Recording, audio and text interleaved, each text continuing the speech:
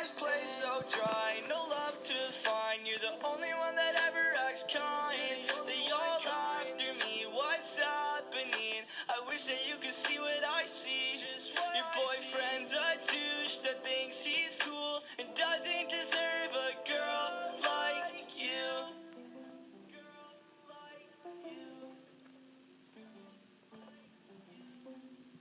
Hey guys, it's me, Nagato Uzumaki with Ifer, and today I'm going to be doing part 8 to what if Deku was neglected and was cheated on. Now, I keep making these empty promises where I say I'm going to keep uploading more, or try to upload more, and I'm still uploading only like once every week or two, so I will actually, and I'm being serious now, I'll start uploading more, so let's get into the story. So last time, as Deku finished off the last enemy with a kick to the head, he heard Ida screaming at the hero killer, wow, I can't speak English. I won't let you continue this, hero killer, aka Stain. I will defeat you for every other hero you've killed, and also for my brother. Yeah. Wind turbine, kick. And then Deku heard the sound of Ida running. It was very distinct. It kind of sounded like metal, but not metallic enough like a robot. And then he heard Ida's foot land, and then he heard someone else cough up a bit of blood, but he also heard Ida scream in pain. So Deku ran up the side of the wall and jumped over the building and into the alley, where he saw Ida laying on the ground with a big cut from his left hip all the way up to his right shoulder. So basically, what Zoro from One Piece had. And he was like, and when Izuku looked at him, he said, Ida, get up! We have to fight the hero killer, right? Ida's like, I'm trying, but Izuku, I can't. I think his quirk is and then Izuku looked over at the hero killer. And Izuku thought, damn, this dude is ugly. Okay, I'm just kidding. He was like, okay, analysis time. And thinking with the mindset of L. Oh, that's just my family coming home. He was logically thinking about how every victim was found with a cut wound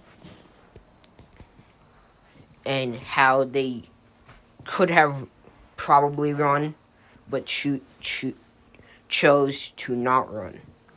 So from what he's gathered, his victims are usually slashed and can't run away according to the slash mark that they receive. So either his sword, he has a special thing with weapons where any weapon he uses on someone, like specifically a blade, they can't run after being hit with said blade, or he needs their blood to make them stop moving. So Izuku is going to do a little theory. Izuku, while Stain was not looking,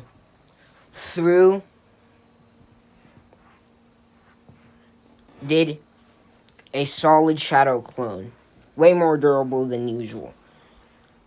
And as the hero killer was getting ready to look up to finish off his victims, he was confused as to why the blue-haired boy and his had disappeared, and only the green-haired one remained.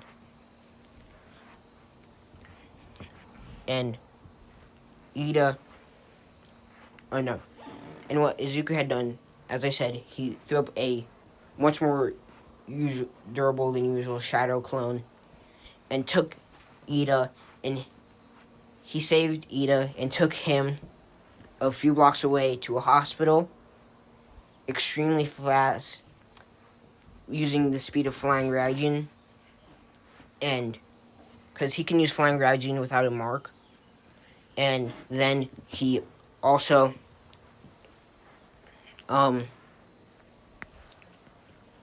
went back to the roof.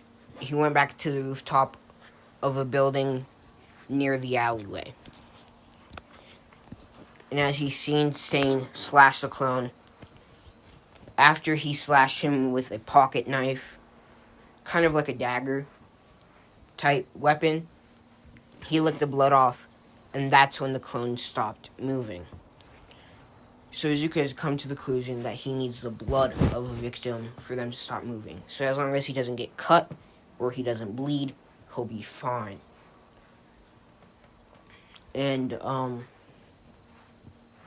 thing to keep him being able from bleeding will be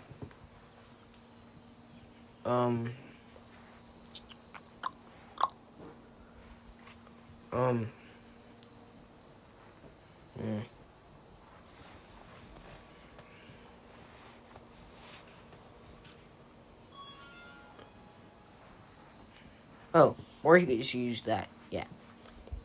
So as the clone disappears, Stain looks confused and is like, where did that kid go? I gotta find them so I can finish them off. As Izuku jumped down into the alleyway, prepared for his match. And as Stain looked back at his opponent, he realized Izuku had a scythe. But not just any scythe. The scythe had one big blade-shaped scythe at the top, then a smaller one towards the middle, and then a bit of a smaller one towards the bottom. And he had the same crazed look in his eyes as Stain did. And Stain's like,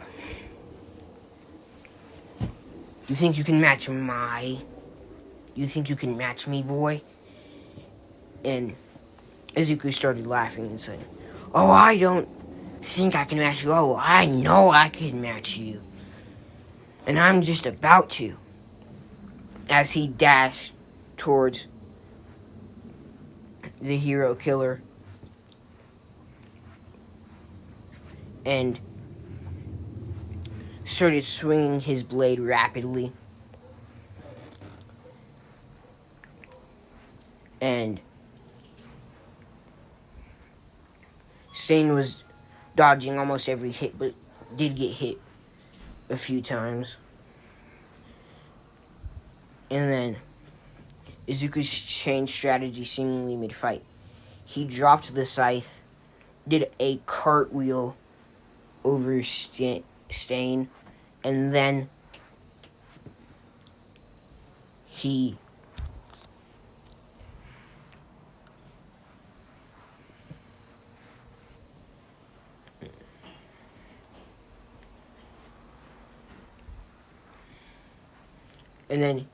said,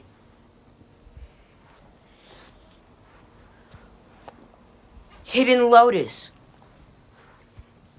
And before Stain turned around, he could feel something wrapping around him. And as he looked down, it seemed to be bandages. And as he tried to break free, he couldn't. Even with his blade, he's like, what is this, boy? I demand you get me out of these right now. And Izuku's like, you speak confidently for someone who's about to get defeated by the future #1 hero. And he shines a bright smile, almost glowing. And this is when Stain realized, maybe he is a true hero. But what moves is he doing?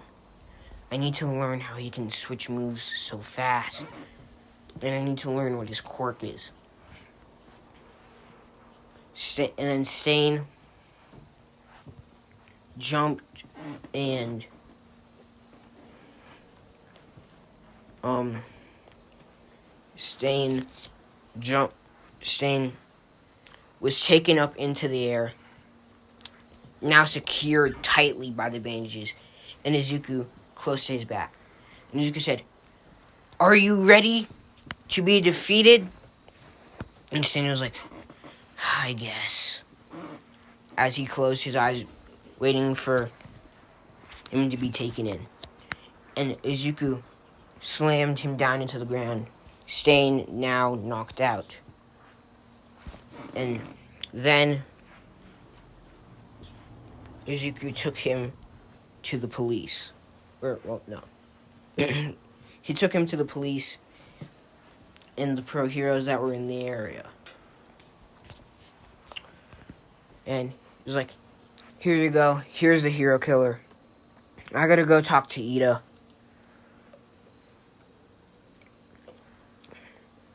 And the heroes are like, "Alright, be safe." And right as Izuku was walking away, he seen a Nomu lift Stain up. And then the Stain was carrying Stain by his arms as Stain was struggling to get away. So the Nomu gripped tighter, and then crushed Stain's arms, letting his body drop down 50 feet from the air, down to the floor, and letting him splat like a bug. As Shigaraki watched from the roof of a nearby building, thinking, "You should have just joined up with me, Stain." But I guess he didn't. We'll find better. And then saying, "Kurogiri, how about we pop out of this one, you know?" As Kurogiri said, "Yes, sir. We'll get going now." As they disappeared through a portal, as to not get caught. But one thing that they both weren't aware of is that Izuku already guessed that they were probably there in the first place. So Izuku zipped over to find Ida at the hospital. And Ida was there getting treated by the best doctors they could find, along with some other heroes and civilians that were endangered. Why can't I speak English? That were endangered in the Hosu incident. And Izuku's like, "Will they be fine?" And the nurses said, "We're doing everything we can to heal them." Izuku's like, "Fine, okay, I'll do this." And he used medical ninjutsu to heal. He used Shadow Clone Jutsu, the Shadow Clone technique, combined with medical ninjutsu to heal almost 75% of the victims of the Hosu incident.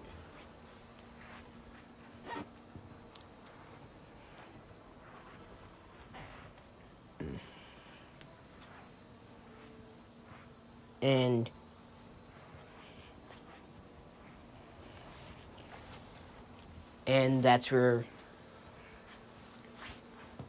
we pretty much finish off with the Hosu incident. Now, as they get back to school, Izuku's like,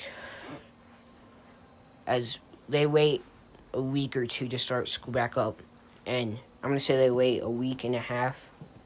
So once they start school back up, once Izuku heads into class late by 30 minutes, he gets stared down by everyone, especially Aizawa, and everyone looks like they just gave up. And Izuku's like, "What is it, guys?" And Denki proceeded to get up out of his seat and walk up to him, despite Aizawa telling him not to, and him having to figure it out on his own. Denki said, Well, apparently we're doing a heroes versus teacher exam, and it's going to be two heroes, or two of us versus one teacher, and to do that we have to, that's what we have to do to get to go to the training camp. Because they were already told about the training camp, but they just weren't told, they were told they'd have to do something. They were told they had to pass midterms to get in there, and they also had to do something else, but they didn't know what the something else was. And so Deku assumed, well, this is that something else, I guess. And Izuku is like, alright, when are we doing this thing? And Izuku's like, and no. Aizawa's like, we'll be doing it here in a week. And then after that week, on Monday, we'll be doing it this next, because I'm going to say, it was Wednesday, and it was like, we'll be doing it this next Thursday, and after that, and then after that, those of you who passed both midterms and went against the hero that Nezu puts you against, and the teacher that Nezu puts you against, those, let me just restart the sentence. Both those who have passed the fight against the teacher that they were put it against, along with their teammate, and have also passed the midterms, they will be the ones going to the training camp. So you better prepare. Both. And don't think just because midterms are over that your academics don't matter. You still have to keep on studying, so you have to work on your power, your teamwork with everyone, because you don't know who your partners will be and who you're put it up against. And you also have to still work on your studies, because if I see the slightest drop in your studies since midterms, then I'll make sure you're not on that trip. As everyone groaned. And so, I'm just going to skip up to that Thursday, because nothing in that time frame really matters at all. And so,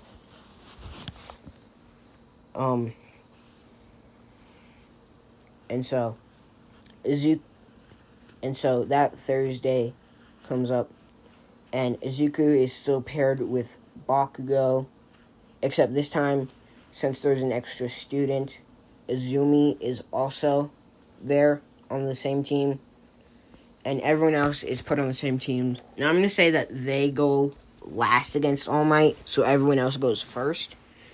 And even though they're like, Bakugo and Izumi are just ignoring Deku and anything he says, any strategies he has on what they could do to defeat All Might, and just being lovey-dovey and just ignoring him and talking. And they're talking on how to beat All Might as if he didn't beat both of them in the sports festival. But, so yeah, is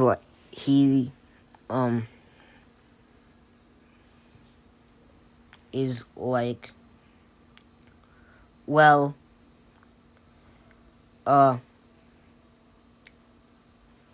he's like, guys,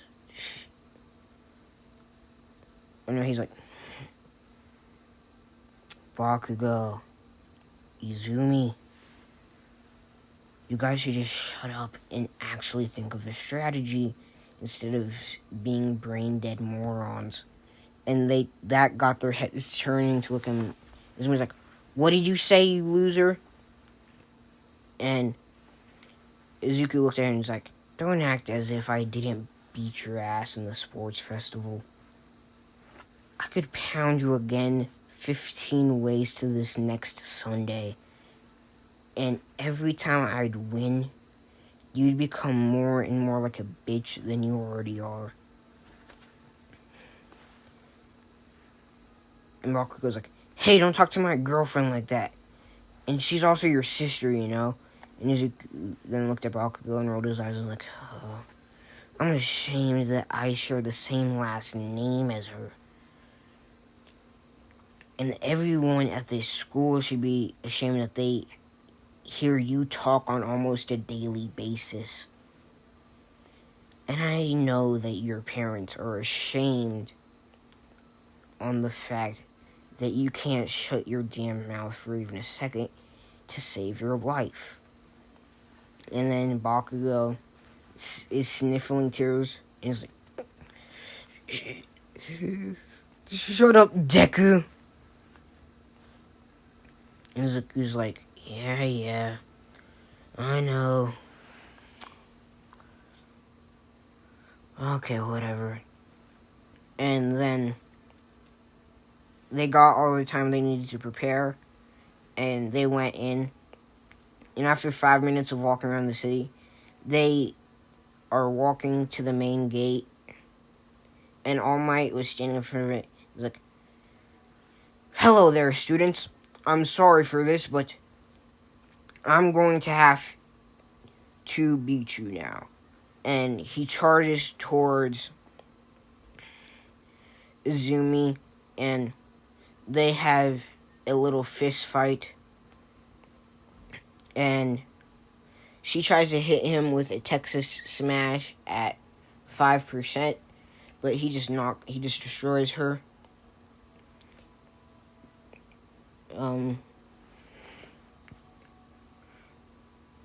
And he's like, whew, you almost had me working up a sweat there, Izumi.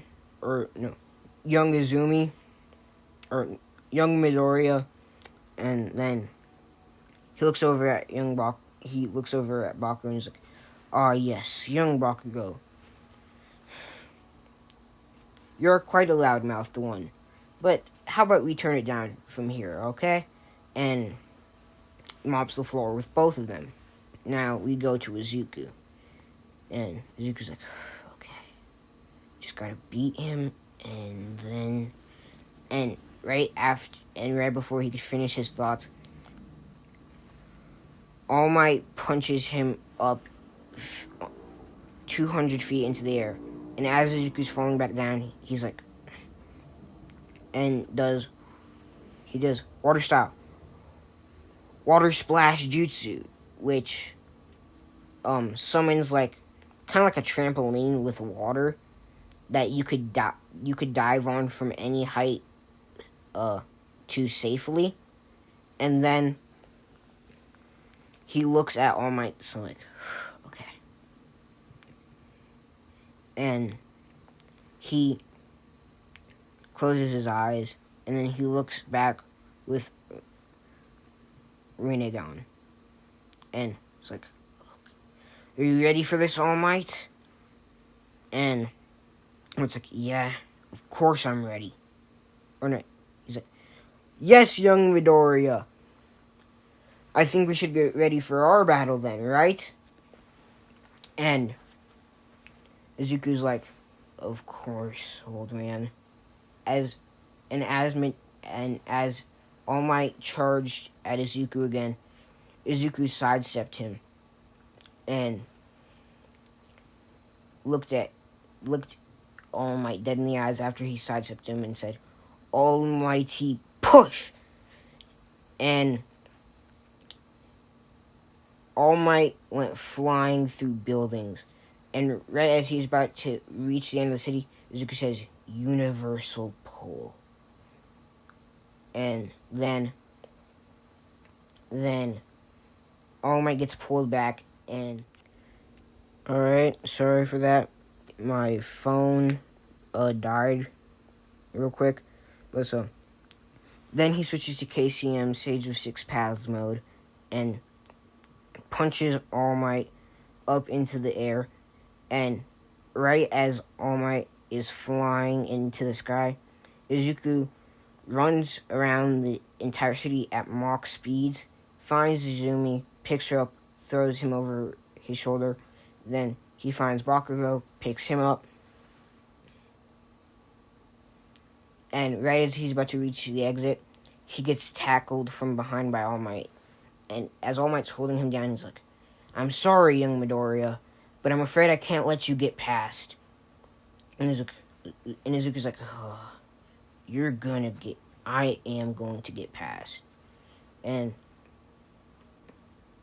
All Might's like, "Oh yes, young Midoriya, but how will you do that from down there?" And right as he says that, Izuku headbutts him. Like Naruto v Gaara headbutt.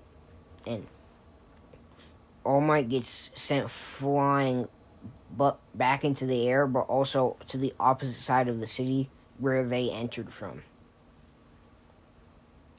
And as he's looking around, he grabs Bakugo, or he gets a clone. He summons the Shadow Clone's like, "This is gonna be too much work." Shadow Clone Jutsu. He gets a clone to go grab Bakugo, which flew pretty far. And he walks over to Izumi and picks her up.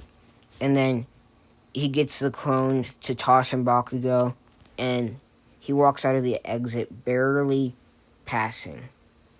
Because the time limit almost ran out. There was only like a minute left. And so, yeah, I think that's where I'll leave it off. Next time, I'll do the forest training camp arc. And, yeah, bye, guys.